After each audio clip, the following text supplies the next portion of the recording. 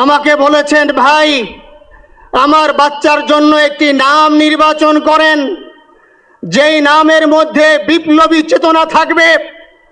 আমার সন্তানের জন্য একটি নাম নির্বাচন করেন, যেই নামটা সাহসিকতার পরিচয় বহন করবে।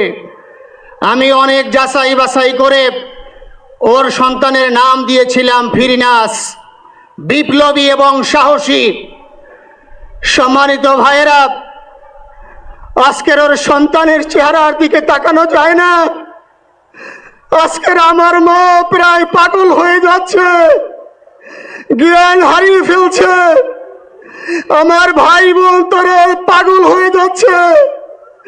আমার 6 ভাই বোনের মধ্যে সবচেয়ে ছোট ছিল শরীফ উসমান হাদি।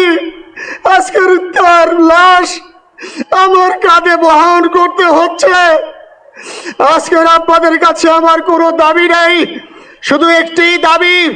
7 থেকে 8 দিন হয়ে গেল দিবালোকে প্রকাশ্যে রাজধানী ঢাকায় জুমার নামাজের পরে খুনি প্রকাশ্যে গুলি করে যদি পার পেয়ে যায়, এর চেয়ে লজ্জার আমাদের আর কিছু নাই।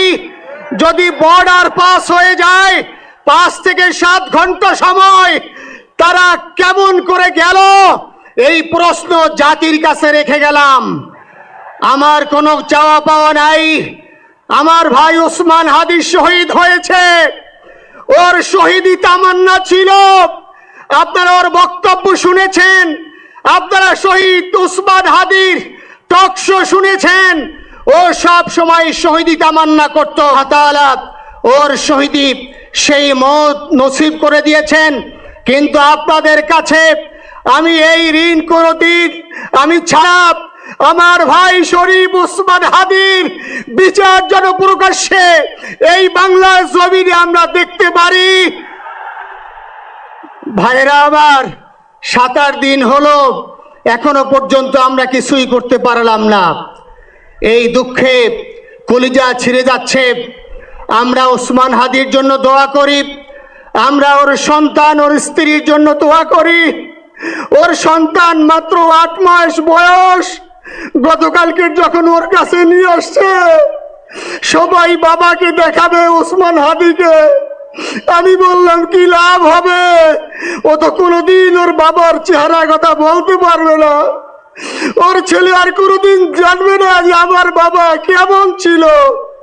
ভাইরা আমার, উসমান হাদি আর ফিরে আসবে না।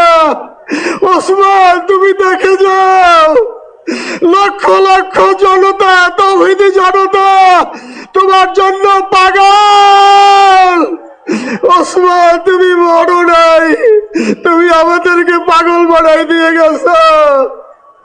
আল্লাহর কাছে আমরা সবাই দোয়া করি, আল্লাহ যেন আমার ভাই শহীদ শরীফ উসমান হাদিকে জান্নাতুল ফিরদাউসের মেহমান হিসাবে কবুল করেন। আল্লাহ তাআলার কাছে দোয়া করছি, আয় আল্লাহ তাআলা, আমরা যারা বেঁচে আছি ঈমানের সাথে স্বাধীনতার সার্বভৌমত্ব রক্ষা করে তৌহিদের দ্বীপ বাংলাদেশকে যেন আমরা রক্ষা করতে পারি, সেই তৌফিক আল্লাহ তাআলা আমাদের নসিব করুন। আপনাদের সবার কাছে দোয়া চাচ্ছি। আমার মেজো ভাই ওমর ফারুক সাথে ছিল, ওর জন্য আপনারা দোয়া করবেন। আমার ছোট বোন মাসুমা অ্যাবনর্মাল হয়ে গেছে, তাকে চিকিৎসা করাচ্ছি, ডাক্তাররা বলছে অনেক বেশি সমস্যা। আমাদের পরিবারের জন্য একটু দোয়া করবেন। আমাদের আর কোনো চাওয়া পাওয়া নাই। শরীফ ওসমান হাদি, তুমি বেঁচে থাকো, আমরা ওর জন্য দোয়া করি। আল্লাহ তাআলা শরীফ ওসমান হাদিকে জান্নাতের সর্বোচ্চ মাকাম নসিব করুন। আমিন।